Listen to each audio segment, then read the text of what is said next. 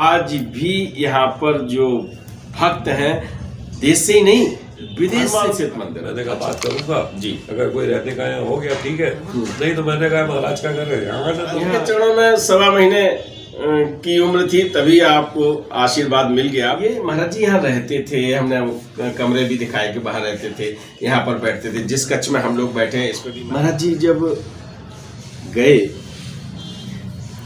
आप कहाँ थे? बिना कुछ कहे आपसे देश के IAS अफसर, नाम बता देता हूँ, केहर सिंह और भी बहुत पता कभी नहीं चल पाता था। जैसे अब किसी भक्तों को पता नहीं चला कि महाराज जी कब आने वाले हैं, तो वो आते थे भक्त और आप उस समय बालकपन में थे।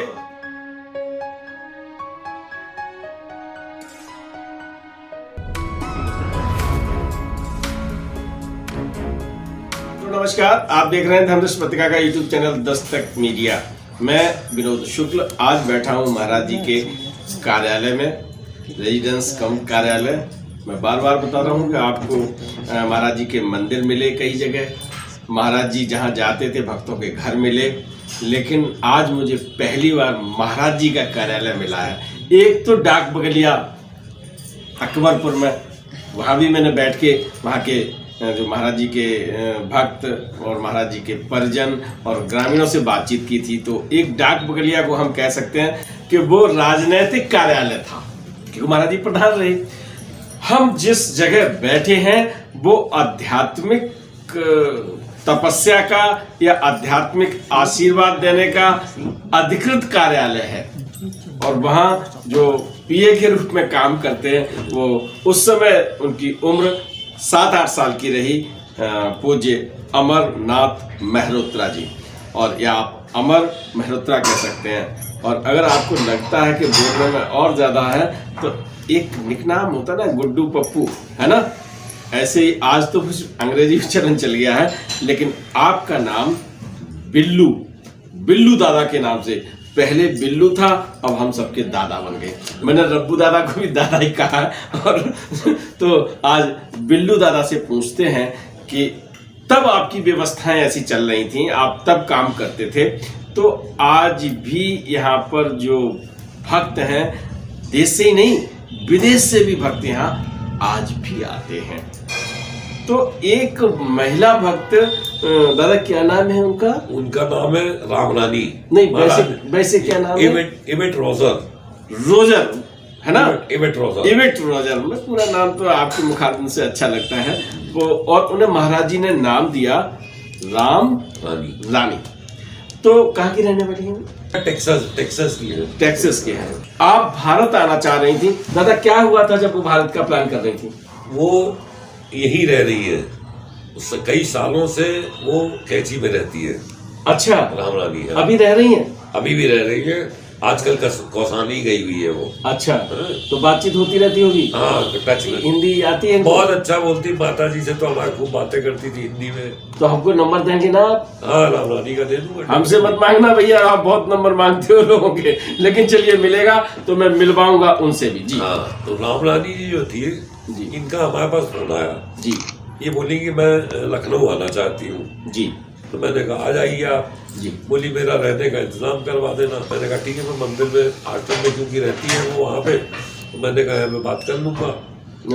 मंदिर कौन सा मंदिर? हनुमान सेत मंदिर। हनुमान सेत मंदिर। मैंने कहा बात करूंगा जी, अगर कोई रहने का यहाँ हो गया ठीक है, नहीं तो मैंने कहा महाराज का घर है यहाँ आ जाना, कार्यालय में सो जाना, यही आ जाना। तो खैर वो आई, वो आई शाम को उनकी ट्रेन करीब 7:30 बजे आती है जी। नैनीताल से वो आई यहाँ जी, काठगोदाम से जी।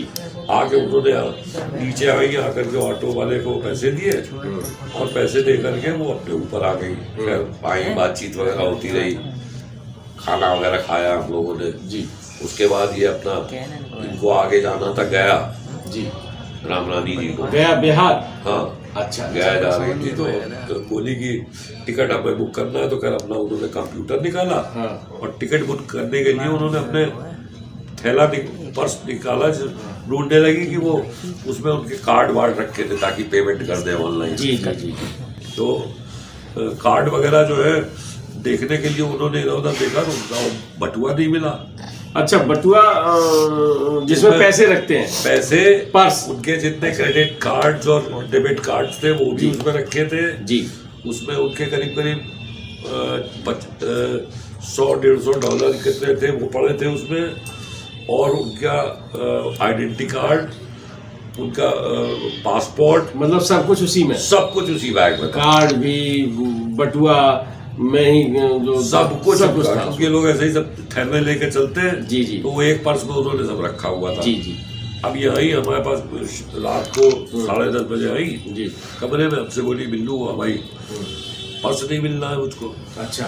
मैंने कहा मैं परेशान हो गया, मैंने कहा महाराज जी क्या कर दिया जी, क्या कर दिया? अपने भगत को यहाँ बुलाया, उसका पर्स बेचारी का खो गया। हाँ। फिर हमने कहा ठीक, तो पूछा उससे, उसका सामान वामान सब पूरे ढूंढा, कहीं कुछ नहीं मिला। जी। तो बोली और ये रोने लगी बेचारी, क्योंकि इसके सब डॉक्यूमेंट, सब कुछ, पैसा, डॉलर, पासपोर्ट, वीजा, सब कुछ उसी में था। तो जब उसको रोने लगी, बोली अब कैसे होगा, क्या होगा? तो मैंने सोचा, मैंने कहा क्या करें, मैं भी परेशान हो गया। मैंने इससे कहा, मैंने कहा चलो चलते हैं वहाँ रेलवे GRP में चल करके रिपोर्ट करा देते हैं। अच्छा, ये कितने बजे आई थी आपके पास? ये 7:30-8 बजे आई शाम के। जी, शाम के जी। अच्छा, उनको कितने बजे पता चला कि ये हो गया लगभग? ये बात रही होगी 10-10:30 बजे की। यानी 7:30 में 3-4 घंटे हो गए तब उनको पता चला? हाँ, बातें कर रहे थे, खाना वाना खाया, फिर बातें होती रही। उसके बाद जब वो अपना काम करने को हुई तब उन्होंने रियलाइज किया कि उनका बटुआ नहीं है। हाँ। फिर आपने कहा कि चलो रिपोर्ट कराते हैं। मैंने कहा चलो भैया स्टेशन चल करके रिपोर्ट करा दी जाए, अगर किसी ईमानदार आदमी के हाथ लग जाएगा तो मिल जाएगा। बड़ी बहुत कम उम्मीद थी कि अपने पैसे वैसे होते तो सवाल ही नहीं उठता, मिलने का बड़ा मुश्किल हो जाता। तो खैर हम इनको लेकर के गाड़ी से वहां गए, जा करके वहां अपने दरोगा जी से कहा, तो दरोगा जी ने भी बड़े आधे मन से कहा कि ठीक है, नंबर अपना दे दीजिए और हम पता, अगर कोई आएगा हमारे पास बताने वाला तो हम आपका ये आपको बताएंगे, फोन करके खबर कर देंगे। खैर देखा नहीं साहब, बड़ी जरूरी है, सब उनके डॉक्यूमेंट्स है, सब कुछ कहा उनसे, उन्हें नहीं नंबर दे दिए कि नहीं तो कल सुबह आकर के आप पूछ लीजिएगा। अच्छा। मैंने कहा ठीक।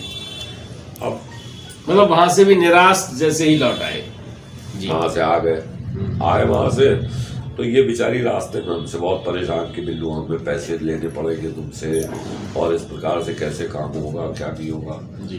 मैंने कहा चलो देखो रामलाल जी, एक बात मैं समझता हूँ, जिस कमरे में तुम रुकी हुई हो महाराज उस कमरे में बहुत बैठे हैं। अच्छा, उसी कमरे में जहाँ? हाँ, इस कमरे में। अच्छा, इस कमरे इस वाले। अच्छा। मैंने कहा महाराज इसमें बहुत बैठे हैं, रात को तुम बैठना, महाराज से कहना महाराज गलती हो गई है, जो कुछ है अब ये हमें इससे बाहर निकाल के मतलब देना तो तुलसी करते ऐसी हो जाएगी। तो हमने इनसे कहा रामलाल जी से कि भाई महाराज से आप हाथ जोड़ करके विनती करो, वही कुछ कर पाएंगे इसमें। हमने आपने तो जितना हो सकता था वो कर दिया भाई, थाने बताया, तो बता दिया, सब बता दिया। खैर ये बड़ी परेशान रही, रात को बड़ी दुखी होती रही। खैर उसके बाद ये रात को सो गए, हम भी सो गए। मैं कहा नहीं तो सुबह चल के वहाँ थाने में पूछा जाएगा कि क्या हुआ भैया, कुछ वही एक उम्मीद है जी। तो सुबह हम लोग उठे, तैयार होकर के थाने में जाने के लिए तैयार होने की सोच रहे थे, बातचीत वगैरह ऐसे ही हो रही थी सुबह जी। वही बात हो रही थी, कहाँ चला गया वो सोच रही थी, कहाँ हो सकता है, क्या हो सकता है। इतने में हमारे पास थाने से दरोगा जी का फोन आया। उन्होंने बताया कि साहब वो आपका बैग जो है वो मिल गया जी। तो देखा बहुत खुश हो गए, अपने कहा चलिए महाराज, हमने तुरंत महाराज को हाथ जोड़े। मैंने कहा महाराज आपने इज्जत बचा ली हमारी, वरना तो बड़ा गड़बड़ हो जाता। तो खैर वो ये भी बड़ा खुश हो गए रामलाल जी। तुरंत हम लोग वैसे ही जिस हालत में थे थाने गए। तो थाने गए तो उन्होंने कहा कि साहब ऊपर साहब का मिल गया है। और वो इत्तेफाक ये हुआ कि जब हम लोग थाने गए तब वो गाड़ी जिससे वो आई थी वो गाड़ी वापस नहीं गई थी। अच्छा। तो जो उस गाड़ी के अटेंडेंट और जो क्लीनर थे सब उसी समय ड्यूटी पे थे। अच्छा। पुलिस ने तुरंत उनसे जब उन्होंने बताया कि मैं इस कोच से आई हूँ, इस कोच नंबर पे ये हमारा रिजर्वेशन था, ये सीट थी जी, तो पुलिस ने वहाँ पे पता किया जी। तो अटेंडेंट से पूछा गया तो अटेंडेंट भी कोई हनुमान सिंह थे। अच्छा, हाँ, नाम हनुमान सिंह। नाम हनुमान सिंह। अच्छा, तो अटेंडेंट जो थे उन्होंने कहा हाँ साहब ये पर्स एक मिला है हमको। हाँ, तो पुलिस ने खैर वो पर्स लिया, देखा एक एक चीज उसमें वैसे की वैसे ही रखी हुई थी, एक पैसा उसमें से नहीं निकला था, सब उनके डॉक्यूमेंट्स उसी में थे, सब मिल गया। रामलानी साहब ने कहा महाराज ने चिताया है तुमको, पहली चीज ये कि एक ही थैले में सब मत बांध लिया करो। अच्छा, ऑब्वियस बात है कि पासपोर्ट कहीं रखो, उसको कहीं रखो, कम से कम एक चीज गुम हो तो कुछ तो बचे तुम्हारे पास। हमने कहा चिताया है, इस बात का आप ध्यान रखो। हमेशा नहीं बोली, मैं हमेशा हमने कहा डॉक्यूमेंट की फोटो खींच के रखो अपने पास, ताकि डुप्लीकेट कभी बनवाने में मुश्किल ना हो, वरना हवा में जाकर के क्या हो पाएगा ऐसे बात। कुछ नहीं, बहुत मुश्किल काम है, बहुत मुश्किल हो जाता। दिल्ली जाए, अप्लाई करें, फलाना करें, खैर खैर वो महाराज ने बड़ी, खैर महाराज तो खैर क्या कहा जाए, पूरी तरह से उनका पर्स मिल गया, सारे पैसे मिल गए, सारे पैसे मिल अच्छा, गए। रुपए भी नहीं निकाले उस बंदे ने? कुछ नहीं निकला उसमें, एक पैसा नहीं निकला, बल्कि रामलानी बाद में खुश होकर के हनुमान सिंह को 5,000 रुपए 5,000 रुपए दिए। देखिए, ये भी ईमानदारी का एक इनाम है कि हमारे देश से ऐसी घटना अगर होके जाती तो विदेशी भक्त क्या सोचते, विदेश में क्या संदेश जाता। महाराज जी ने अपने आप समझिए कि आप गाड़ी में बैठे हो और आपका पर्स चला जाए तो नहीं मिलता, लेकिन 3-4 घंटे बाद उन्हें पता चलता है, फिर इन्फॉर्म किया जाता है और हनुमान जी हनुमान सिंह बन के दे जाते हैं, पर्स दे जाते हैं, है कि नहीं है। तो ये सब तभी हो सकता है जब हनुमान जी विराजमान हो। तो हनुमान जी से प्रार्थना की उन्होंने, महाराज जी के चरणों में 1.25 महीने की उम्र थी, तभी आपको आशीर्वाद मिल गया। और मैं तो ये कहूँगा कि आप जन्म लेने की प्रक्रिया में थे, तभी आपको आशीर्वाद मिल गया था। एक एपिसोड में आपने बताया है, मैं रोज रोज वही बातें नहीं कराऊंगा क्योंकि और सारी बातें जान लीजिएगा, ये सानिध्य कभी कभी मिलता है। तो दादा के पास भक्तों का बड़ी संस्मरण है। आज ऐसे ही अनन्य भक्त उमादत्त शुक्ला के बारे में चर्चा करेंगे। दादा, यहाँ उमादत्त शुक्ला भी आया करते होंगे? जी, वो महाराज के मतलब उनको खबर लगी, हाँ, उन्होंने अपने नौकरों से कह देना, उनकी हलवासिया मार्केट में फोटो फ्रेमिंग की दुकान थी। अच्छा, फोटो फ्रेम करते थे? फोटो फ्रेम करने की दुकान हुआ करती थी जी। उनको बस खबर लगती थी कि महाराज आ गए हैं, वो अपने नौकरों से कहते थे कि ताला बंद करके चाबी घर पहुंचा देना, और वो यहाँ चले आते थे। वो जब तक महाराज रहते थे वो यही रहते थे। अच्छा, कभी कभी तो महाराज के साथ वो चले भी जाते थे, कानपुर चले गए, कभी कहीं चले गए। हाँ। तो उन्हें ये नहीं लगता था कि नौकर पता नहीं कैसे चलाएंगे, कोई घर की व्यवस्था कैसे चलेगी, परिवार से कोई मतलब नहीं, किसी से कोई मतलब नहीं, सिर्फ महाराज के साथ हो रहे थे, महाराज जी के साथ। तो ये अच्छा नहीं लगता था कि मतलब महाराज जी के बाबा के साथ चले गए? आते थे, अरे नहीं महाराज थोड़ा रहने दीजिए, थोड़ा रिक्वेस्ट कर करके महाराज रहने दीजिए, और महाराज मान जाते थे।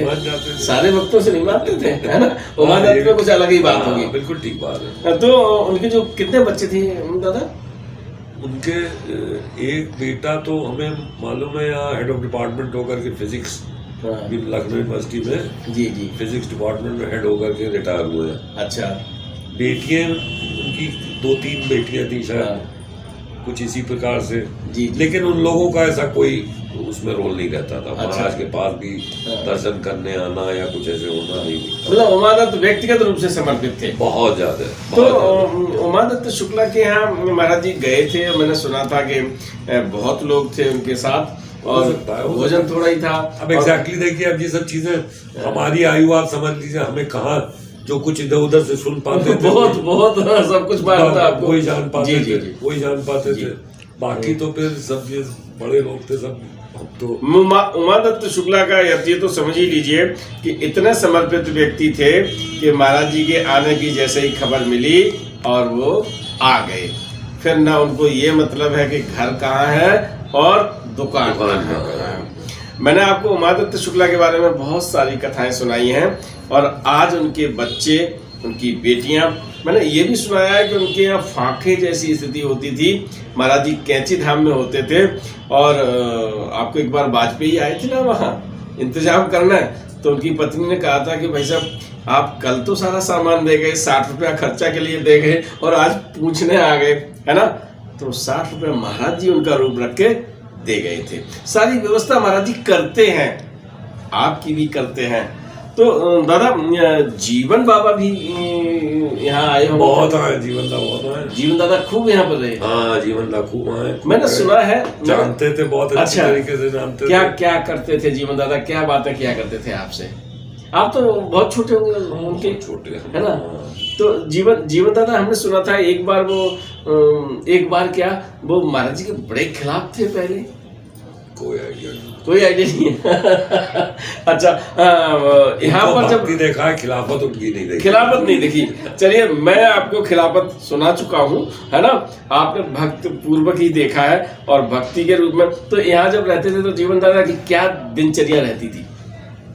कोई दिन बताओ। दिनचर्या जो महाराज के साथ जुड़ा है तो फिर उसकी अपनी कोई दिनचर्या नहीं होती थी। महाराज जी जैसे उठे, सुबह उठे, तैयार हुए, वो सब तैयार हो गए। अच्छा, एकदम। हाँ, सब तैयार, रेडी। फिर महाराज भ्रमण पे चले गए, सब उन्हीं के साथ गाड़ी में बैठ के, नहीं तो 1-2 गाड़ियां और चल रही हैं, उनमें बैठ के पहुंच जाते थे वहां। अच्छा, फिर महाराज के साथ रहते थे। फिर कहीं गए महाराज, वो सब वही चले गए। फिर सब घूम फिर करके आ गए, सब आ गए यहाँ पर। इस प्रकार से रहता था। अच्छा, ये सब चलता रहता था, चाहे जीवन बाबा हो, उमा दत्त शुक्ला हो और केआर सिंह जी हो, और कौन कौन से नाम, सोनी साहब हो। सोनी साहब थे, केआर सिंह साहब थे, मिस्टर आरपी वैस्ट थे, ट्रांसपोर्ट कमिश्नर, और जगत प्रसाद रावत जी थे। ये सब लोगों ने आकर यहाँ कई जस्टिस आते थे। एक ओझा साहब जस्टिस थे। एक चित्र था वो जो Trivedi ji chief election commissioner थे, उनके पिताजी का चित्र था, हमने शायद दिखाया भी था वो।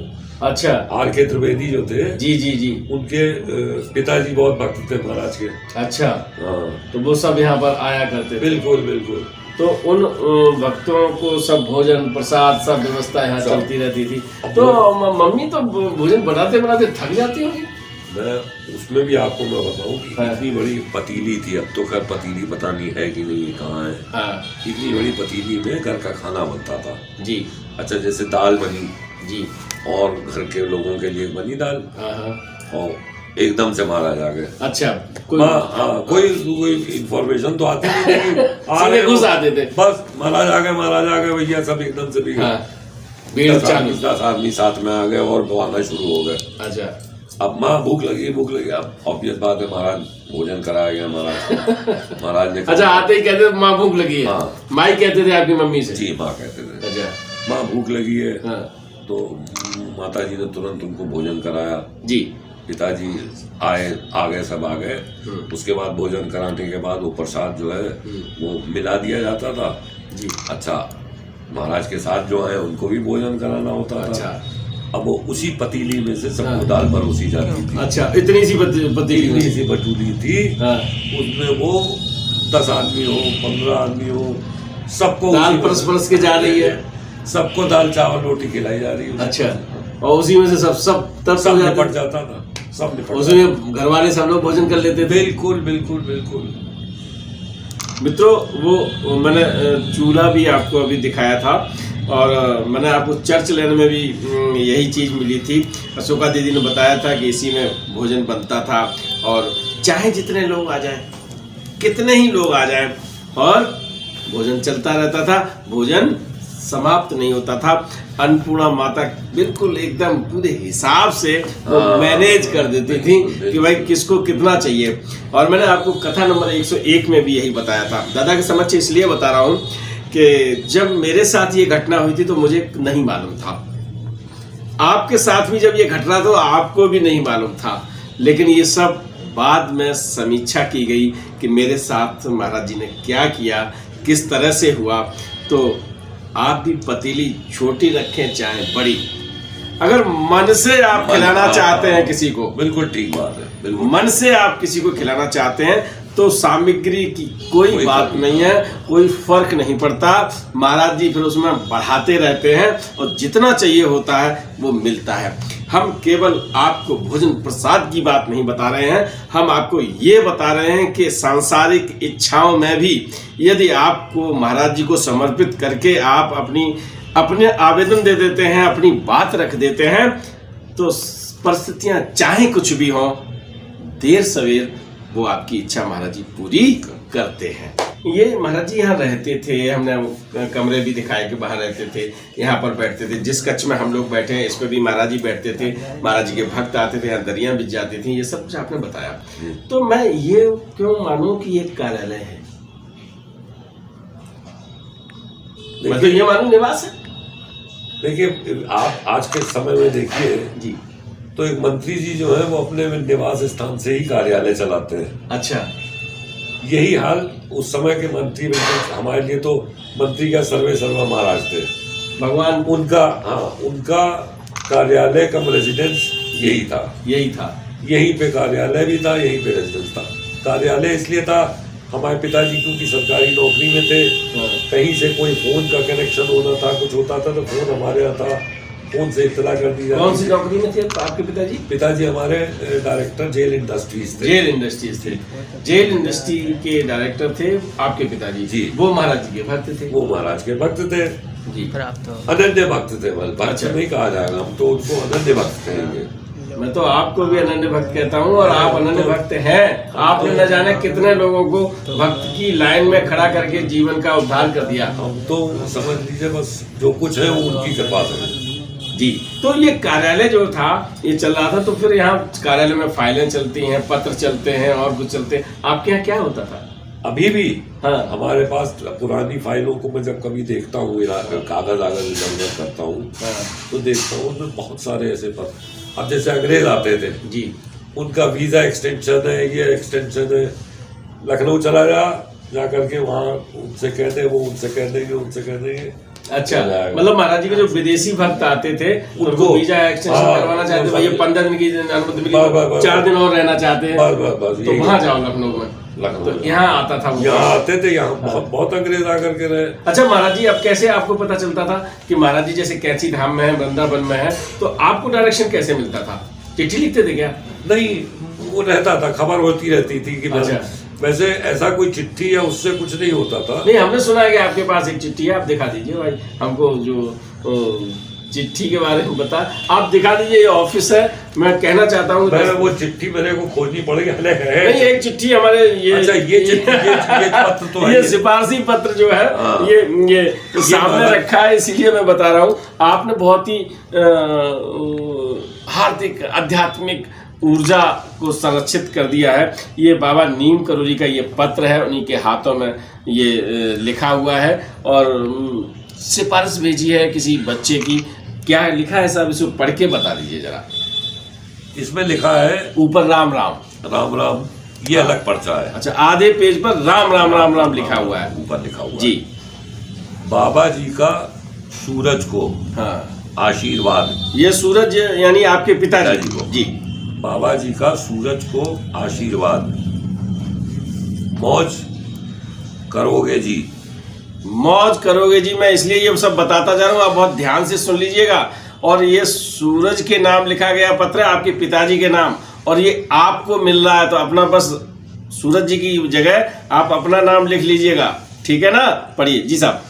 मौज करोगे जी जी, तेरे लड़के मौज करेंगे जी। वाह भाई वाह, पीढ़ी दर पीढ़ी आशीर्वाद। हाँ जी। एक लड़का भेजता वो नौकरी लगवा देना। नौकरी लगवा देना, नौकरी की सिफारिश लिखित में भेज दी है भगवान जी ने। बाबा नीम करोली दस्तखत है। बाबा नीम करोली, आशीर्वाद भी मिला है। मैं आपको इस पत्र को, मुझे लगता है कि मैंने ज्यादा बोला, एक बार फिर पढ़ दीजिए आप, मैं बोलूंगा नहीं। बाबा जी का सूरज को आशीर्वाद, तुम मौज करोगे जी, तेरे लड़के मौज करेंगे जी। एक लड़का, वो इतना कह देना, नौकरी लगवा दो से वो, चाहे वो राम सिंह हो चाहे कोई हो, कोई सिंह हो, हाँ, नौकरी लगवा दो बस जी। बस यही है। मैंने आपको ये पत्र दिखा दिया है, और आप ये देख लीजिएगा, बाबा नीम करोली, नीम करोली, नीम लिखा हुआ है, और ये दस्तखत है यहाँ पर। ये जूम करके दिखा देना, ये और पास में दिखा देता हूँ मैं, ये देख लीजिएगा, ठीक है? आ रहा है ना? भैया पढ़ लीजिए, ये अमूल्य कृति है हमारे हाथों में। महाराज जी के बर्तन भी मैंने आपको दिखाई, वो पात्र भी दिखाए, और महाराज जी की जो अमूल्य कृतियां हैं मैं आप तक पहुंचाने का प्रयास कर रहा हूं। और ये पत्र मैं धर्मदृष्टि पत्रिका में प्रकाशित कर चुका हूं। आप वहाँ नहीं अगर पढ़ पाए हैं तो यहाँ जरूर पढ़ लीजिएगा। तो ये कार्यालय लखनऊ रेजिडेंस कम ऑफिस, तो ये हमने आपको बताया कि लोग पत्र भेजते थे। महाराज जी अगर कहीं बाहर हैं तो अपने कार्यालय को निर्देशित कर देते थे कि भाई ये काम करा दीजिए। और सूरज किस, अच्छा एक बात बताइएगा, पिताजी महाराज जी के सेवा में हमेशा लगे रहते थे, तो उनका गुरु शिष्य का नाता था या पिता पुत्र का नाता था, या जो एक तरह से ये सामान्यतः ऐसा होता है कि एक भक्त भी भगवान की शरण में चला जाता है, तो किस नाते का निर्वहन होता था? अब हम देखिए इतनी उम्र हमारी थी नहीं कि हम उस चीज को एनालाइज कर पाते। जी जी जी। लेकिन आज के समय में मैं समझता हूँ कि हमारे पिताजी जो थे वो विंध्यवासिनी माई के भक्त थे जी। विंध्यवासिनी माई के दोनों नवरात्र जाते थे और वहाँ हवन, रोज पिताजी हमारे हवन करते थे। माई का, देवी जी का हवन करते थे जी। और दोनों नवरात्र में वो विंध्याचल जाते थे जी, वहाँ पे हवन होता था जी। तो महाराज जब घर आते थे जी और महाराज की पूजा होती थी, उस समय वो हवन नहीं करते थे। उस दिन वो हवन नहीं करते थे। महाराज कहते थे जा तू जाके अपनी पूजा कर, कहते थे हो गई। पिताजी कहते थे हमारी पूजा, मेरी पूजा हो गई, आपके पास आ गए बस हो गई पूजा। अरे वाह मित्रों, उसमें क्या नाता था, क्या रिश्ता था, इसी से आप अंदाजा ये लगा। छोटी बुद्धि वाला व्यक्ति नहीं समझ पा रहा है, लेकिन जो समझ में आया मैं वो बताने का प्रयास कर रहा हूँ आपके सानिध्य में। मैंने आपको बताया था कि महाराज जी के भक्त किसी भी रूप में होते थे, किसी को मानने वाले होते थे, वही स्वरूप आपको दिखता था उसमें। अब ऐसी कई कथाएं सुनाई कि कृष्ण जी को मानते हैं तो कृष्ण दर्शन हो गए, है ना। मैंने आपसे पूछा था कि आपके पिताजी का क्या रिश्ता था, गुरु शिष्य का था, पिता पुत्र का था, या क्या और था? आपकी बातों से जो समझ में आया वो गुरु शिष्य का नहीं था, पिता पुत्र का नहीं था। उनका जो रिश्ता था वो भगवान और भक्त का रिश्ता था, क्योंकि वो इष्ट देव मानते थे माता को, माता शक्ति, और जहाँ बाबा होते हैं वहाँ शक्ति होती है, शक्ति होती है वहाँ बाबा होते हैं। तो वो रोज विंध्यवासिनी माता का हवन करते थे। जिस दिन बाबा यहाँ होते थे अपने ऑफिस में या अपने रेजिडेंस में, कच्छ मैंने आपको दिखाए हैं, तो उनकी पूजा कर लिया करते थे। उनकी पूजा कर ली, बस उस दिन वो हवन नहीं करते थे। बाबा कहते भी थे कि जाओ हवन करो जाके, अपनी पूजा करो जाके नित्य की, लेकिन वो कहते थे हो गई।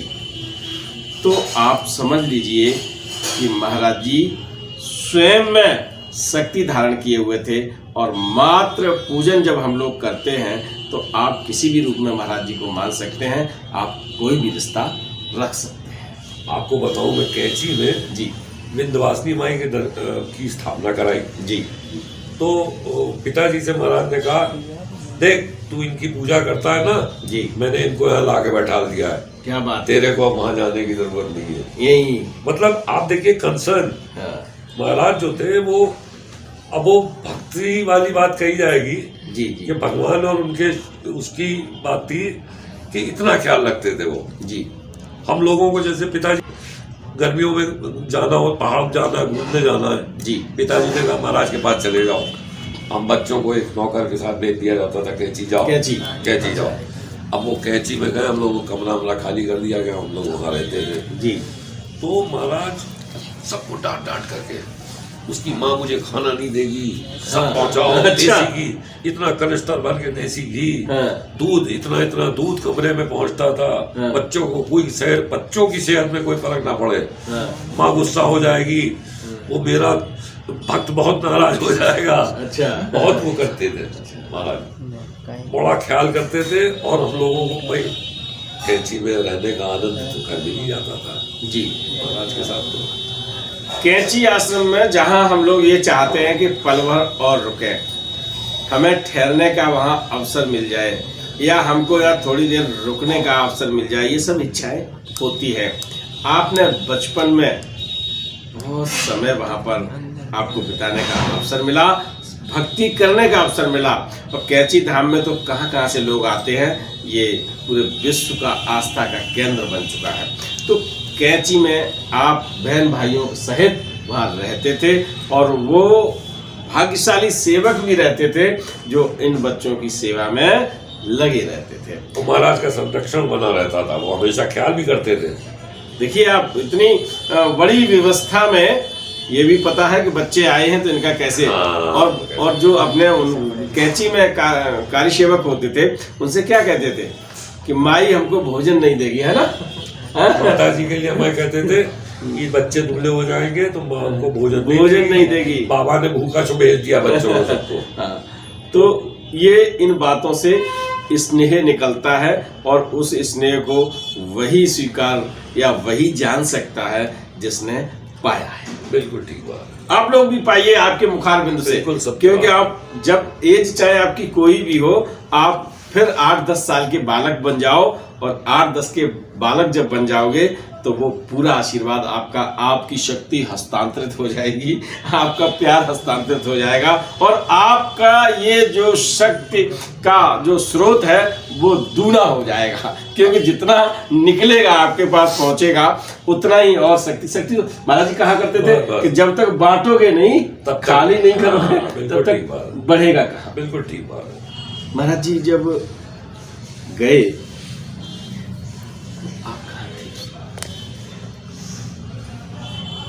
महाराज ने 1973 में सितंबर में शरीर छोड़ा था, 11 सितंबर को। जी।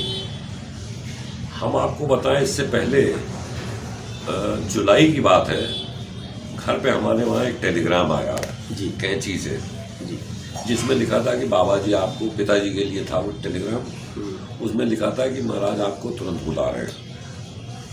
अच्छा। पिताजी के लिए ऑर्डर था कि आपको बुलाया जा रहा है। ये कब की बात है? ये मेरे ख्याल से जुलाई 1973। अच्छा। तो अच्छा, हमारे उस समय पता नहीं यूनिवर्सिटी में स्ट्राइक वगैरह चल रही थी जी।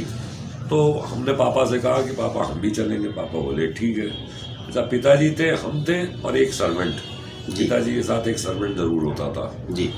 वो तीनों लोग हम लोग कैंची गए। खैर महाराज के दर्शन किए। वो कमरा जहाँ अब महाराज जिसमें रहते थे उसके बगल वाला कमरा हम लोगों को लगाया गया वहाँ पर। और उसके बाद फिर पिताजी महाराज के साथ बैठते थे, बातें करते थे जी। महाराज ने पिताजी को हिदायतें देते थे कि ये ट्रस्ट ऐसे करो, इस ट्रस्ट को इस तरीके से करो, इस ट्रस्ट को इस प्रकार से करो, ये ऐसे चलाओ, इसको ऐसे चलाओ, बताते थे जी, डायरेक्टिव्स देते थे जी। तो पिताजी ने कहा ठीक है महाराज करेंगे, आप बताते जाइएगा, हम करते हैं। नहीं, जो कह रहा हूँ सुन लो। बीच बीच में डांटते भी थे। हाँ, जो कह रहा हूँ सुनो जी। क्या पिताजी सुनते थे बात। तो आमतौर पे 3-4 दिन के बाद अपने आप महाराज कहने लगते थे तुम जाओ जी। अच्छा, यहाँ हफ्ता भर हो गया, पिताजी ने कहा महाराज हम जाएं लखनऊ, नहीं जा तू। 15 दिन तक महाराज ने रोके रखा 1973 में। अरे 15 दिन तक रोके रखा। पिताजी को उन्होंने जितनी हिदायतें देनी थी सब दी। हम लोगों को तो मालूम नहीं था जी, लेकिन महाराज तो जानते ही थे कि क्या होना है। क्या होना तो जितनी हिदायतें देनी थी उन्होंने दी। उसके बाद खैर 15 दिन बाद उन्होंने कहा ठीक है जा तू। तो फिर हम लोग वापस आ गए। वापस आने के महीने 1.5 महीने के अंदर टेलीफोन से वो खबर आई कि महाराज ने वृंदावन में शरीर छोड़ दिया। वहाँ पर जो आपको से ऐसा याद है पिताजी को कि जो डायरेक्शन दिया करते थे जी, तो वो कैसे, जैसे यहाँ पर हनुमान सेठ मंदिर है और भी ट्रस्ट वृंदावन में है, नीम करोली में है, तो कहाँ के लिए या सबके लिए ट्रस्ट दिशा निर्देश देते थे? सभी देखिए वृंदावन में पिताजी हमारे थे, कैंची, वृंदावन और लखनऊ। अच्छा, ये तो 3 मेन मंदिर थे उस समय। तो इन सब की जिम्मेदारी पिताजी देखते थे, भालते थे, ऑर्गेनाइज कराते थे, लाते थे, लोगों को रखते थे, करते थे, सब वही करते थे। अच्छा जी, जो मानव जीवन काल चल रहा था महाराज जी का, उस समय सिद्धि माई की क्या भूमिका रहती थी? सिद्धि माई महाराज की बहुत अनन्य भक्त और बहुत ही एक सेवा भाव, ऐसा सेवा भाव जो शायद कहीं भी कभी किसी ने नहीं देखा होगा जी। सिद्धि माई जो थी वो भी महाराज को बिल्कुल साक्षात भगवान मानती थी जी। आज की तारीख में कैंची आश्रम मेंटेन सिर्फ इस वजह से है कि उन्होंने महाराज की दी हुई एक एक, सिद्धि माई ने अपने कार्यकाल में एक एक दी हुई हिदायतों को महाराज की फॉलो किया। वहाँ पे महाराज की प्रेजेंस हम लोगों को इसलिए महसूस होती है कि वहाँ पे शुरू से एक एक चीज़ को उसी तरीके से फॉलो करके उसको उस जगह की सैंक्टिटी को बना के रखा गया जी। क्योंकि होता ही है कि महाराज का स्थान है, महाराज का स्थान है, फिर वो सब कमर्शियल शुरू हो गया, दुकानें खुल गई, ये हो गया वो हो गया, तो वो जगह की महत्ता खत्म हो जाती है। वहाँ मूल रूप से उसे संरक्षित कर लिया गया। बस सिद्धि माई जानती थी। अच्छा, सिद्धि माई को एक एक चीज महाराज ने बताई हुई थी। उनसे परिवार से क्या है उनका संबंध, किसको किसको वो मानते हैं हर एक जगह से। हाँ बिल्कुल, क्योंकि महाराज के बाद भी हम लोग जब तक कैंची गए हैं, सिद्धि माई ने हमेशा उसी प्रकार से हम लोगों को वेलकम किया जिस प्रकार से महाराज करते थे। महाराज जी क्या गले लगाती थी जी। महाराज के कमरा जो अभी भी बंद है जी, वहाँ दर्शन कराती है, हमेशा कराती है जी। क्योंकि उनको मालूम है कि इन लोगों का हक है यहाँ पर, हाँ, यहाँ पे इनको आने का हक है। जी जी। कभी नहीं उन सब चीज़ों से उन्होंने अच्छा, सिद्धि माई के जाने के बाद भी आप दर्शन करने जाते होंगे? जाते हैं बिल्कुल। तो फिर वहाँ अब जो प्रबंध तंत्र है, वो व्यवस्थाएं अब उतनी बेहतर नहीं मिल पा रही होंगी। नहीं, वो तो है। देखिए हम अपने लिए अगर देखें तो ऐसी कोई, देखिए सुप्रीम वो है जोशी जी, मैंने आपके खिलाफ एक प्रश्न पूछा है और आप उसमें पास कर दिया आपने कि वहाँ सारी व्यवस्थाएं सुप्रीम व्यवस्था चला रहे हैं, तो आप पर कई जगह पूछा जाता है, इसलिए मैंने आपसे पूछ लिया। क्योंकि अब कार्यालय टू कार्यालय बात हो गई है, एक भावी कार्यालय है। जोशी जी बहुत अच्छे तरह से वहाँ पर मैं उनका भी इंटरव्यू किया। अच्छा। तो बहुत ठीक से उन्होंने सारी व्यवस्था। विनोद जोशी। मित्रों, आपने देखा कि कैंची धाम की व्यवस्थाएं जो चल रही थी महाराज जी के ज़माने में, और वहाँ ऑफिस के जो उस समय के 8 वर्षीय मैं कहूँ पीए है ना, जो बिना डायरेक्शन के भी उनके डायरेक्शन लीक कर दिया करते थे कि महाराज जी कब आते हैं, तो उसी समय उनको वहाँ पर जो प्यार दिया जाता था, सिद्धि माँ के समय में भी वो प्यार मिला है। और बिना कुछ कहे आपसे देश के आईएएस अफसर, नाम बता देता हूँ, के हर सिंह, और भी बहुत हैं, तो एक नाम इसलिए बताया कि वो अक्सर यहाँ आते थे और आपसे पूछते थे। और भी भक्त आते थे, बड़े बड़े व्यवसायी मंत्री, सोनी साहब आते थे, आरसी सोनी साहब भी, वो भी आईएएस, भगवान साहब आते थे, भगवान राज्यपाल जी वो आते थे, फिर आपके ये थे रावत जी थे। अच्छा, जगन प्रसाद रावत जो आगरा से विधायक हुआ करते थे, जिनकी बड़ी भूमिका रही है हनुमान सेतु मंदिर में। हनुमान सेतु मंदिर के बारे की बात बताऊंगा। हनुमान सेतु मंदिर का समझ लीजिए पूरा यहीं से सब हुआ था। तो ये वो नक्शा पूरा बन करके यहीं पे आया था, यहीं पे महाराज ने यहाँ पे ही अप्रूवल दिया था। अच्छा, कि ये बनेगा मंदिर, ये बनेगा। जा करके वहाँ वो खड़े हुए, बोले यहाँ पे स्थापना होगी हनुमान जी महाराज की, और गवर्नर आ गए। अच्छा, आज की तारीख में भी वो गवर्नर है, समझ महाराज जी गवर्नर है। वो जो हनुमान जी को बैठा दिया है वो गवर्नर है। बड़े से बड़े नेता, बड़े से बड़े मंत्री सब वहाँ जाकर के मत्था टेकते हैं। ऐसे गवर्नर से मैं मिलवाऊंगा आपको, लेकिन उनकी बात भी मैं बाद में करूंगा। लेकिन अभी जो मैं बात करूंगा वो ऐसी है कि आप गवर्नर की बात भी, आप मंत्री की बात भी, आप आईएएस की बात भी, ये सब आते थे और क्यों ढूंढते थे उस 8 वर्षीय बालक को। ये बालक है ना, नाम नहीं है नया, तो 8 वर्षीय बालक से क्यों ढूंढते थे? आप बताइए, क्यों ढूंढते थे ये लोग आपको? अब महाराज से उस समय हमारा ऐसा कनेक्ट बना हुआ था। हाँ। ये बात जो है केर सिंह साहब जी के मुंह से ही हमने सुनी है। अच्छा अच्छा। ये बात हमने सिद्धि माई जब तक थी वो बताती थी, हम अगर कभी होते थे हाँ। तो लोगों को बताती थी, देखो ये फोटो देख करके महाराज की बता देता था कब आ रहे हैं महाराज। कैसे देखते थे फोटो, क्या करते थे उसमें? वो चित्र ले जाते थे कमरे में। हाँ। महाराज से पूछा जी महाराज कब आ रहे हैं। हाँ। एक मन में हमारे तारीख आई। हाँ। वो तारीख हमने बोली। हमें ऐसा महसूस होता था कि महाराज ने सर हिला दिया फोटो जी में। जी जी। वो तारीख में बता देता था, उनको बता देते थे और उसी दिन वो आ जाता, उसी तारीख पर आ जाते। उसी तारीख पर आ जाता। मैं वैसे ही नहीं कहता हूँ कि ये कार्यालय है, ये ऐसा कार्यालय जहाँ 8 वर्षीय बालक संचालित कर रहा है, और वो महाराज जी नहीं बता रहे कि मैं इस तारीख में आ रहा हूँ। वो आते थे, आप फोटो के आगे की प्रार्थना कब आओगे, और आपको तारीख पता चल जाती थी। हम छोटे से थे जी। हम छोटे से थे तो जैसे हमारा स्कूल बंद था जी। छुट्टी, हमें नहा धो के तैयार करा दिया जाता था। हाँ। अच्छा, महाराज भी सुबह तैयार होकर के भ्रमण पे जाते थे। अच्छा। कभी किसी के घर चले गए, कभी कहीं चले गए। अच्छा, यहाँ से जब मन हुआ तब निकल गए। हाँ जी। तो लोग पीछे पड़े रहते थे, महाराज हमारे घर चलिए, हमारे घर चलिए। तो कभी वो सोनी साहब के यहाँ चले गए, एक यहाँ प्रेमलाल जी तो ऑनरेरी मजिस्ट्रेट, उनके यहाँ चले जाते थे। फिर और भी कई सारे ऐसे परिवार थे जहाँ जाते थे वो। जी जी। तो हमें भी घूमने को मौका मिलता था, हम छोटे से थे तो हमको तैयार कर दिया जाता था, महाराज को सौंप दिया जाता था। अच्छा, ले जाओ अमरनाथ को घुमाइए। हाँ। तो अब ये कार में हाँ।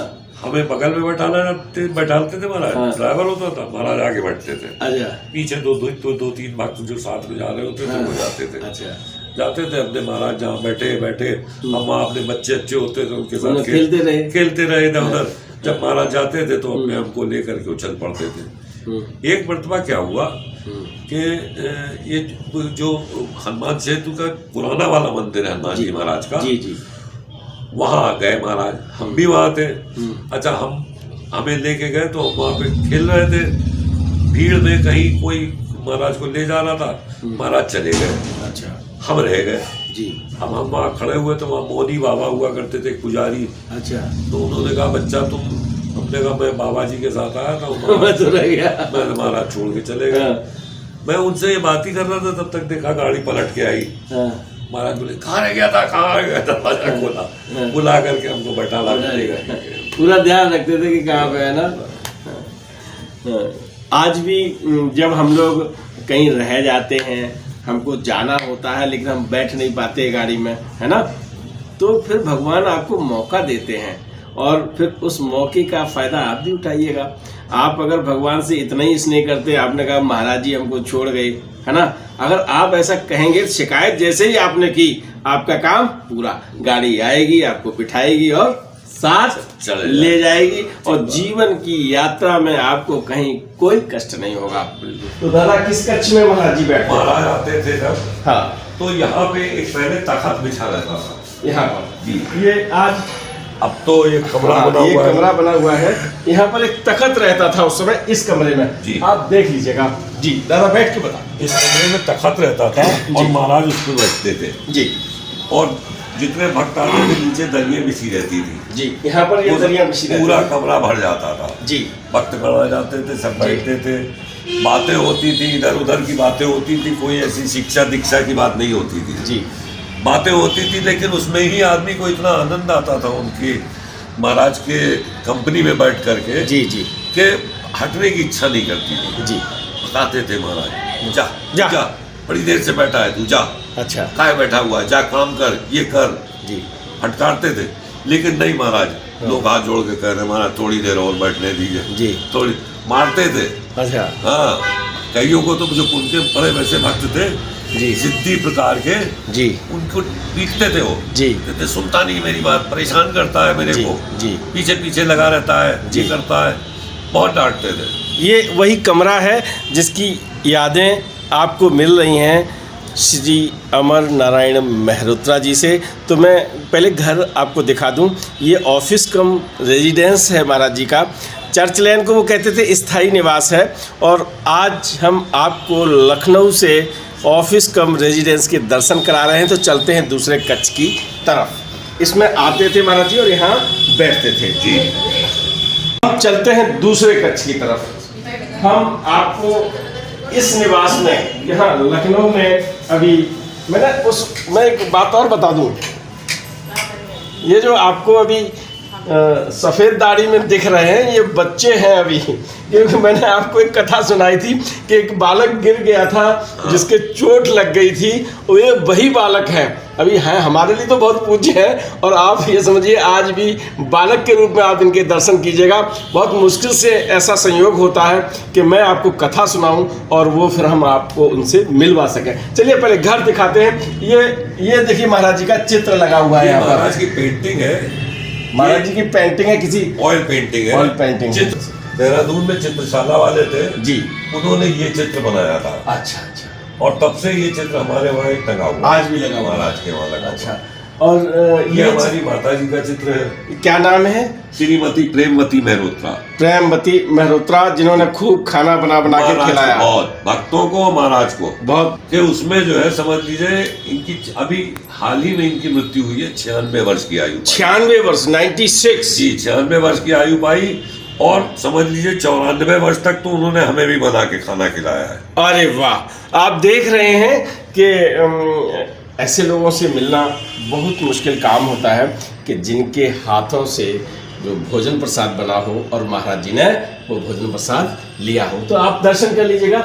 और मैं एक दूसरा चित्र और लगाया है यहाँ पर, ये हमारे पिताजी का चित्र है, श्री सूरज नारायण मेहरोत्रा जी का। देख लीजिएगा आप। मैंने बहुत कथाएं सुनाई हैं श्री सूरज नारायण मेहरोत्रा की। वो वही सूरज हैं जिसे महाराज जी सूरज कह के बुलाया करते थे।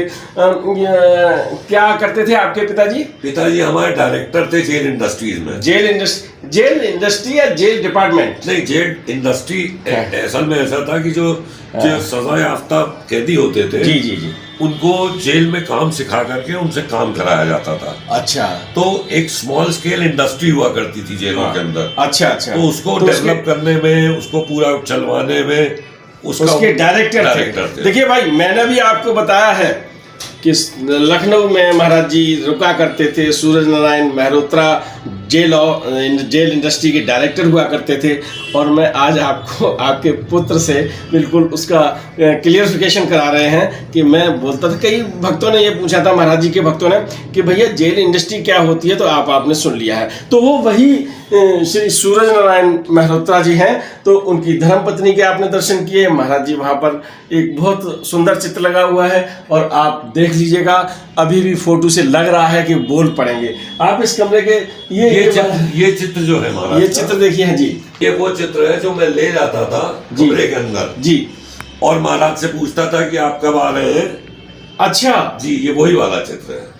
मैंने आपको एक कथा सुनाई है कि महाराज जी जब लखनऊ में रुके हुए थे, लोगों को पता कभी नहीं चल पाता था। जैसे किसी भक्तों को पता नहीं चला कि महाराज जी कब आने वाले हैं, तो वो आते थे भक्त, और आप उस समय बालकपन में थे, और 4-5 वर्ष की आयु। कहते थे अमर बताओ वो महाराज जी कब आएंगे।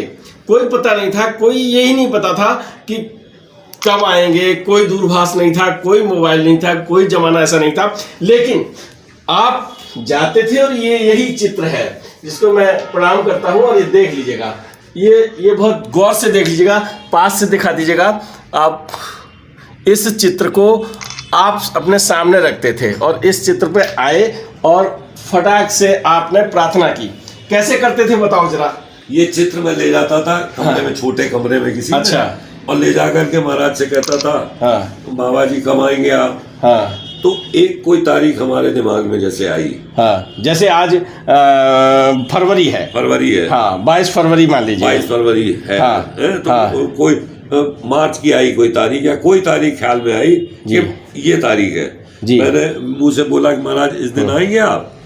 तो मुझे इसमें महसूस होता था कि ऐसे सिर हिलाते थे कि हाँ आएंगे। महाराज ने कहा हाँ, बस वही मैं आकर के केयर सिंह ताया जी आते थे, जैसे बता देते कि 27 फरवरी को आएंगे। केयर सिंह ताया जी तो बहुत आकर के पूछते थे। अच्छा, केयर सिंह जो IAS जी वो आते थे, हाँ। और पूछते थे, पिताजी से कहते थे कि पता करो भाई महाराज कब आ रहे हैं। हाँ। तो पिताजी कहते थे बिल्लू भाई देखो जा करके पता करो उनसे कि महाराज कब आ रहे हैं। हाँ। तो फिर महाराज का चित्र ले जाता था मैं, हाँ। पूछता था, हाँ। तारीख बताता था, और कुछ इनकी ऐसी कृपा थी उसी दिन हमारे पास, उसी दिन आते थे। आप देखिए कोई संचार के साधन उस समय नहीं हुआ करते थे इतने। तो अब कब आएंगे, कैसे आएंगे, केहर सिंह जी के बारे में उन्होंने काफ़ी बताने का आपके कथाओं में वर्णन किया है, प्रयास किया है। तो वही IAS अधिकारी केहर सिंह जी महाराज जी के अनन्य भक्त, तो वो आपसे आते थे और कहते थे कि बिल्लू भाई बता, आपका नाम निकनेम बिल्लू है और आपने धर्मदृष्टि पत्रिका में आपका साक्षात्कार भी पढ़ा है और ढेर सारी बातें अगले अंक में भी मैं आपके मुखारबिंद से बताऊंगा। तो उसमें आप पूछते थे कि महाराज जी आएंगे कि नहीं आएंगे, तो आपको चित्र में, अच्छा कभी कभी ऐसा नहीं होता था जो तारीख आई हो आपके दिमाग में तो कभी ऐसे भी सिर हिलाया हो? नहीं, ऐसा नहीं हुआ। तारीख हमारे दिमाग में वही सब करने वाले, वही अच्छा, दिमाग में आ जाते थे, तारीख डालने वाले सब कुछ, तो हमको ये महसूस होता था यहाँ हमारा। तो इस कक्ष के भी आप दर्शन कर लीजिएगा। यहाँ पर भी महाराज भी एक पलंग पड़ा रहता था। हाँ, उसमें छोटा सा था, हाँ, शहरी का पलंग था। हाँ, उसपे महाराज बैठते थे और अक्सर जब बहुत भीड़ उस कमरे में होती थी जी, तो उनको एकांत मिला करके हम भोजन वगैरह प्राप्त कराए, भोजन करा दिया जाता था। तो बस तब कोई नहीं जाता था वहाँ। अच्छा। महाराज के साथ जैसे हमारे पिताजी हुए या परिवार के लोग होते थे, हाँ, तब महाराज को भोजन कराया जाता था जी। सामने हमारा किचन था जी, वहीं से गरम गरम रोटी ला करके पिताजी एक रोटी को उसकी हवा निकाल के गरम ना लगे मतलब जिस प्रकार से किसी बालक को खाना खिलाया जाता है, उसी प्रकार से माता, ये देखिए इसमें महाराज खिला रहे पिताजी, चित्र है ना बीच में। हाँ। ये इस चित्र में, बीच वाले चित्र में मैं आपको बाद में बिल्कुल स्पष्ट करके दिखवा दूंगा। ये चित्र है, ये वाला है ना जी, ये देखिए चित्र, सूरज जी, महाराज जी के सूरज ये खाना खिलवा रहे हैं और ये कचौर, ये इस चित्र के पीछे अलमारी है और यही अलमारी है। अलमारी को दिखाइएगा, ये अलमारी है जिसमें ये छोटा सा ताला लटका हुआ है ना। इसको पहचान लीजिए, इसको आप स्पर्श करिए। मेरा केवल मन ये है कि आप महाराज जी से संबंधित हर चीज़ को जो हमको मिल रही है आप उसको मन स्थिति से स्पर्श कर लीजिएगा, आप उसे प्रणाम कर लीजिएगा। ये महाराज जी का भोजन कक्ष है। आपने डाइनिंग जहाँ की टेबल लगी रहती है, तो अब महाराज जी यहाँ भोजन करते थे और उस कमरे में बहुत भीड़ हो जाती थी, तो यहाँ आकर थोड़ी देर आराम भी किया करते थे। चलते हैं दूसरे कक्ष की तरफ। इस भवन का कड़कड़ प्रणाम में है, आप प्रणाम कर सकते हो कि महाराज जी न जाने कितने बार उन्होंने इस भवन में आए गए और हर कण में उनके चरणों की आसक्ति आप देख लीजिएगा। चरण कितने बार हर कण पर पड़े होंगे इसकी गिनती मैं तो बता ही नहीं सकता, अनेकों बार, अनगिनत बार। चलते हैं दूसरे कक्ष की तरफ। हम आपको लिए चलते हैं महाराज जी का जो भोजन कर बन रहा है और उस भोजन को कौन सी किचन से आता था वो पूज्य। अब तो ये किचन भी काफी मॉडिफाई हो गया है। हाँ, किचन को पहले चूल्हे पे खाना बनता था, चूल्हे पे खाना बनता था। आज तो ये किचन है और इसमें चूल्हा था। यहाँ पर दादा कहाँ पर चूल्हा था? यहाँ पे चूल्हा था, यहाँ पे चूल्हा था इस जगह जी। ये खिड़की है, मैं खोल लेता हूँ, कोई बात नहीं। अलमारी है, अलमारी है जी। ये अलमारी के रूप में परिवर्तित हो गया। दादा बता रहे हैं चूल्हा था और इनकी मम्मी यहीं बैठ के इसी जगह बैठकर रोटी बेला करती थी, सब्जी बनाया करती थी। और ये किचन अब बनवा दी गई है इस तरह से, लेकिन इन्होंने जगह सुरक्षित कर रखी है, संरक्षित कर रखी है, इसको नहीं छेड़ा है।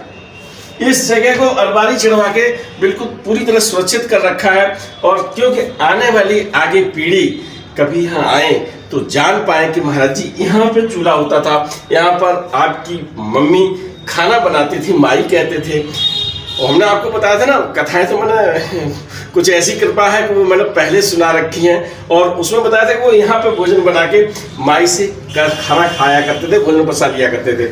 और अब ये भोजन पूरी तरह से आज भी यहाँ पर कोई आ जाता है तो यहाँ ही भोजन बनता है।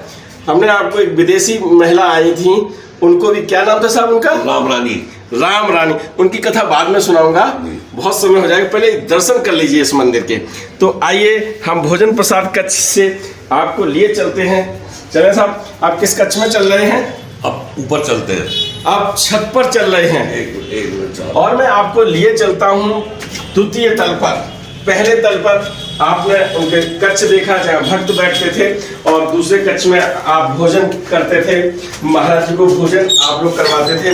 और मैं चल रहा हूँ उस कक्ष की तरफ जहाँ पर द्वितीय तल पर, और इस पर भी देखिए ये जीना भी इस जीना को भी पूरी तरह से सीढ़ियों पर ये करवाया हुआ है, जिसमें हल्की हल्की गड्डी। और मैं आप सबको प्रणाम करता हूँ कि आपने मूल कृति को पूरी तरह से सुरक्षित रखा हुआ है।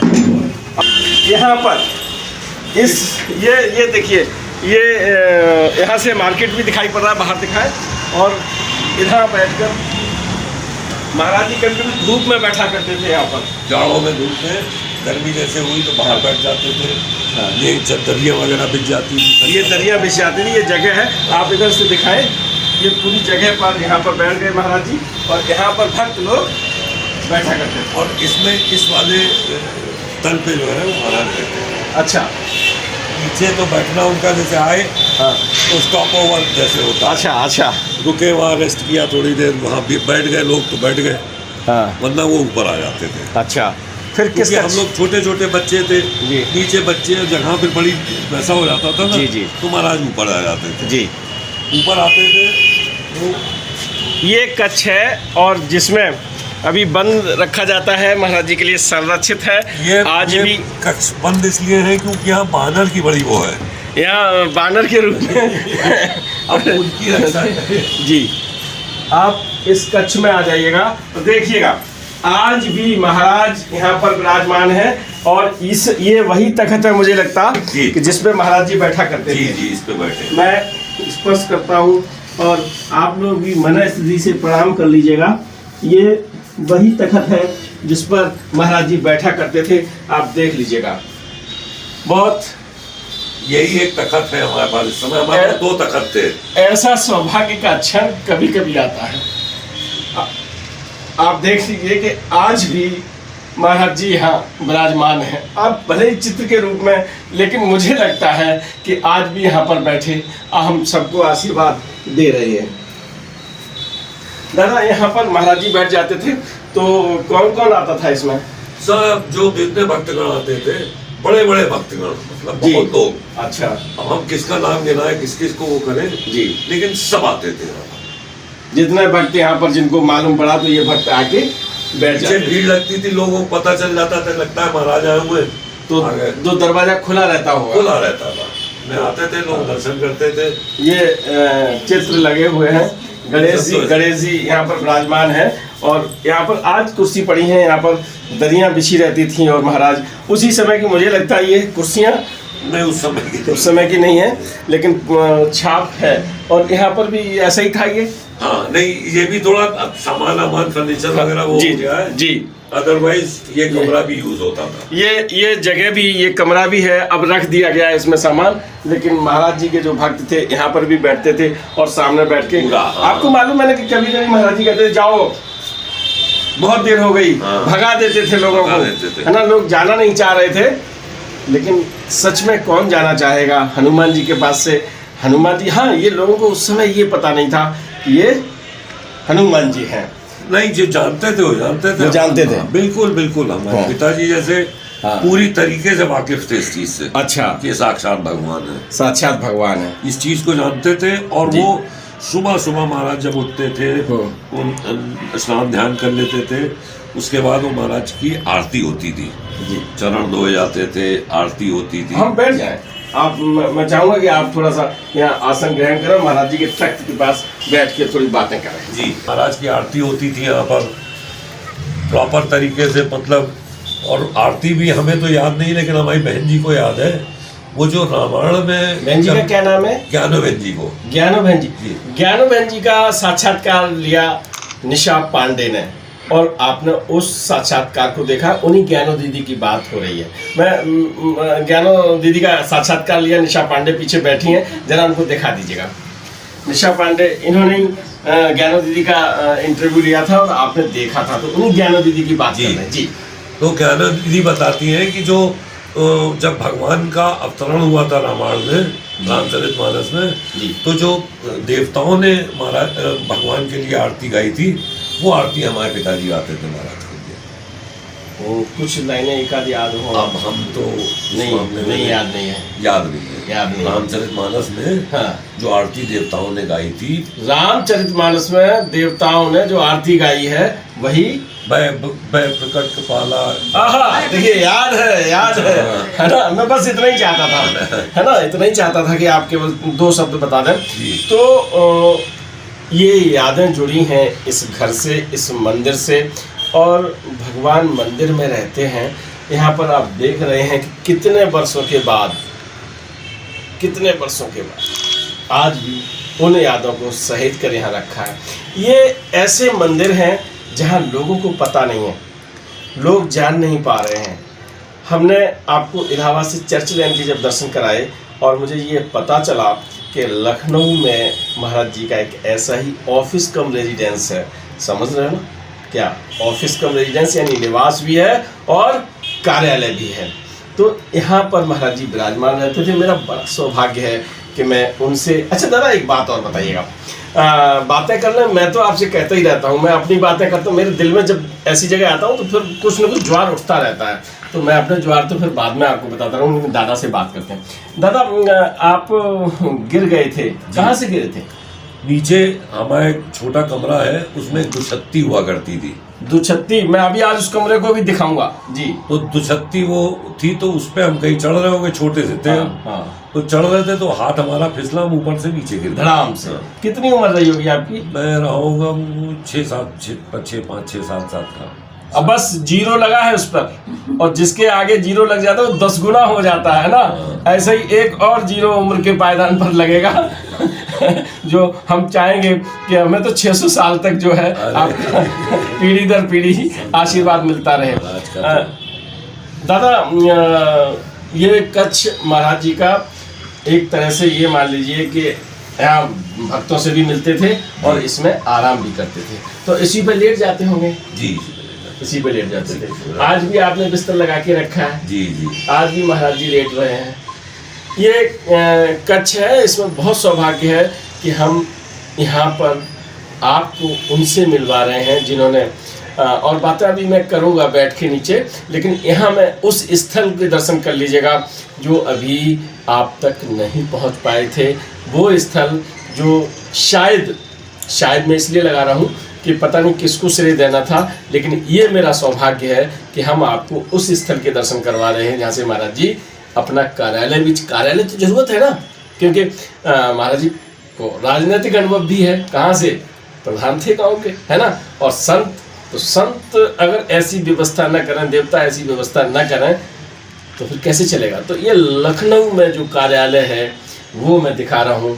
लखनऊ में जो निवास है और ऑफिस कम रेजिडेंस की आज भी परिभाषा देख लीजिएगा आप। ये इस तखत को देख रहे हैं, आप जरा घुमा के दिखाइएगा।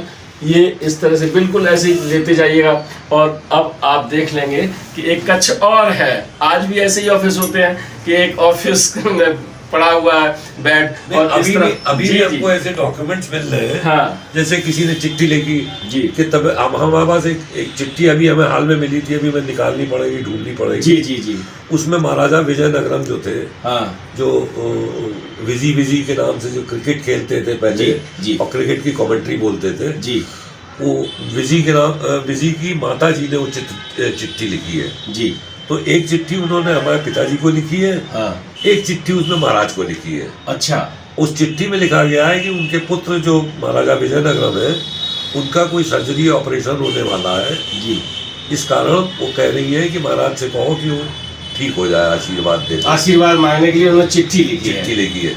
एक चिट्ठी महाराज को लिखी है अंग्रेजी में, और एक चिट्ठी उसी की कवरिंग लेटर एक पिताजी को दिया है। देखिए साहब, आप इस बात को आप फिर मान लीजिएगा कि महाराज जी को सभी भाषाएं आती थी। इंग्लिश में चिट्ठी आई है, और इंग्लिश अगर उन्हें पता ना होता तो क्यों इंग्लिश में लिखती। महाराज जी को हर भाषा आती थी, और जुगाड़ भी उस समय भी चलती थी महाराज जी के पास। जुगाड़ बता रहा हूँ मैं आपको कि उनके अनन्य भक्त सूरज जी, और सूरज जी को भी कह दिया कि भैया सिफारिश कर दीजिएगा। यही जुगाड़ थी वहाँ पर, है ना। तो ये मैं वैसे ही नहीं कह रहा हूँ ऑफिस कम रेजिडेंस, मैं तो यही कह सकता था कि निवास ही है, लेकिन ऑफिस कम रेजिडेंस जहाँ पत्र भी आते थे और उन पर महाराज जी कार्रवाई भी किया करते थे। महाराज के पत्र आते थे। अब वो हमने जो एक वो नीचे चित्र में दिखाऊंगा, जी जी, चित्र क्या वो चिट्ठी दिखाऊंगा जी, महाराज ने लिखी, जैसे हाँ, लड़के को भेज रहा हूँ, जी जी, नौकरी दिलवा दो। मैंने प्रकाशित कर दिया धर्म दृष्टि में, आप पढ़ सकते हो उसको। आपने आपके द्वारा ही मिली थी जब आपने अपना साक्षात्कार दिया था जी। तो अब उसमें जैसे लिखा हुआ है, सूरज को करोरी बाबा का पूरा मैं पढ़ के आपको जी जी जी, उस समय पढ़ने में आप कह रहे, आपने बताया था इंटरव्यू में कि नहीं पढ़ पा रहे जी, तो वो चिट्ठी लिख देते थे। अच्छा, क्योंकि लखनऊ प्रदेश की कैपिटल थी जी, कोई नौकरी कुछ होता था तो यही कहा जाता था। पिताजी जो है, महाराज ने अगर कह दिया उस आदमी को जानते हो ना जानते हो, जा करके उससे कह देते थे भैया इसको इससे कर दो कर दो। उस समय भी था, नौकरियाँ मिल जाती थी। कितने लोगों को यहाँ से नौकरी मिली इसी से। जी जी जी जी। चलिए मैं महाराज जी से यहाँ से आज्ञा लेता हूँ, क्योंकि अगर मैं मन तो नहीं कर रहा मैं मेरा यहाँ से उठने का, लेकिन उठना पड़ेगा, क्योंकि आप वंचित रह जाएंगे। बहुत ऐसे स्थल इसी घर में, इसी कार्यालय में हैं जहाँ महाराज जी अन्य गतिविधियाँ करते थे। तो अन्य गतिविधियों के लिए मैं और चलता हूँ आगे। दादा यहाँ पर आराम करते थे महाराज जी, और इसके बाद जैसे ऊपर छत पे एक बार हुआ था जो चोर वाला किस्सा हुआ था। अच्छा अच्छा, देखिए चोर वाला किस्सा, वो स्थल भी हम आपको दिखा देते हैं। तो यहाँ कमरा बन गया है, पर यहाँ छत थी पहले। यहाँ आप ये मान के चलिए कि वो छत है, और ये कमरा इसी छत के ऊपर, ये कमरा बाद में बन गया है। लेकिन यहीं पर महाराज जी, अब ये छत दिखा दीजिएगा, यहाँ पर मान लीजिए लेटे हुए थे महाराज। छत पे महाराज लेटे हुए थे जी। ये पड़ोसी घर में कोई चोर आया जी, तो वो आने के चक्कर में था यहाँ पे आपके घर चोरी करना चाहिए, चोरी करने आना चाहता था। हाँ।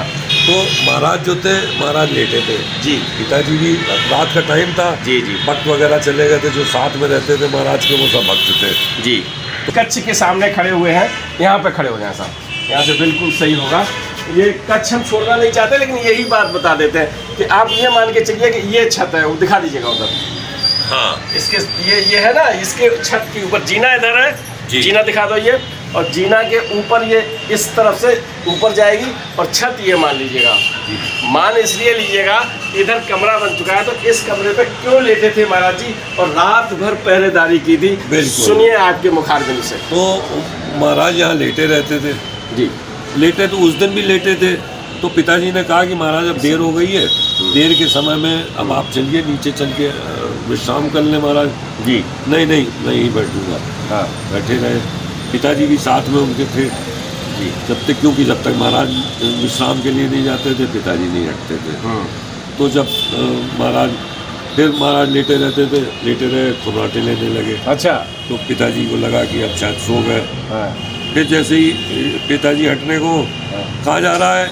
अच्छा, ऐसे पूछते थे कहाँ जा रहा है? फिर पिताजी कहीं नहीं महाराज, मैं बैठा हूँ यही। ठीक, फिर उसके बाद बैठे रहे। इस प्रकार से वो पूरी रात करीब ऊपर ही महाराज लेटे रहे। अच्छा, सुबह सुबह बड़ा हल्ला हुआ नीचे, चोर पकड़ा, चोर पकड़ा, चोर पकड़ा। चोर पकड़ा गया, तो चोर को पकड़ा गया, तो चोर को पकड़ा गया, तो उससे पूछा गया कि भाई तुम क्या सामान वामान लेके भाग रहा था? तो पुलिस ने जब उसको इंक्वायरी करी, उसको मारपीट करके, तो उसने कहा साहब मैं ऐसे ऐसे यहाँ घुस गया था, इधर की तरफ से आया, दूसरे घर के लिए आया था, उधर जाने के लिए। वहाँ एक कोई बाबा बैठे हुए थे, तो मैं इस घर में घुस गया। अच्छा। वहाँ उसने चोरी करी। टारगेट ये घर था, टारगेट उसने बनाया था, और वो टारगेट ऐसे साफ हो गया, महाराज ऊपर लेटे रहे कि पता ही नहीं चला हम लोगों को। मतलब देखिए, मैंने कथा सुनाई थी ना आपको कि महाराज जी ने एक रात यहाँ पहरेदारी की थी, चौकीदारी की थी। तो यही बात थी कि यही छत थी, इस कमरे के ऊपर जो महाराज जी का ये कच्छ है, एक बार फिर दिखा दीजिएगा। इस कच्छ के ऊपर ये जो छत है, छत दिखाइएगा ऊपर से, तो इस छत पर ही महाराज जी लेटे रहे थे यहाँ महाराज, क्योंकि महाराज जी ने यहाँ चौकीदारी करनी थी, और वो वास्तव में हर भक्त की चौकीदारी कर रहे हैं। अगर आप में श्रद्धा है, आप में विश्वास है, तो आप देख लीजिएगा। क्योंकि मैं इस घर में जी, मैं पति पत्नी अकेले रहते हैं जी, तो इस जगह का इस्तेमाल नहीं इस होता। जगह ये जगह जो है ये बंद रहती है, अच्छा लेकिन पूर्णतया हाँ यहाँ पे वानर सेना रुकी आती आती है, रात्रि विश्राम करती है। रात विश्राम करती है, फिर सुबह चले जाते हैं। आज दिन में हम लोग बात कर रहे हैं, आदरणीय बता रहे हैं कि यहाँ पर रात में बंदर आते हैं, बंदर आराम करते हैं और सुबह चले जाते हैं। तो अब बंदर के रूप में कौन कौन आता है या कौन कौन से देवता आराम करते हैं, ये अब आप समझ रहे हो। उन बंदरों में एक कौन होगा, अपने बाबा जी है कि नहीं है। तो यहाँ पर ये स्थल देख लीजिए, आज भी आ रहे हैं। और मैं समझता हूँ कि ये दिखाने की चीज़ नहीं है, जो आभास होता है शरीर में ये बोलते हुए भी, वो वास्तव में ऐसा लगता है कि मुझे नव जीवन दे रहा है, कोई नई शक्ति दे रहा है। और आपको सुन के भी आपको नई शक्ति मिलती होगी। चले आप जाओ।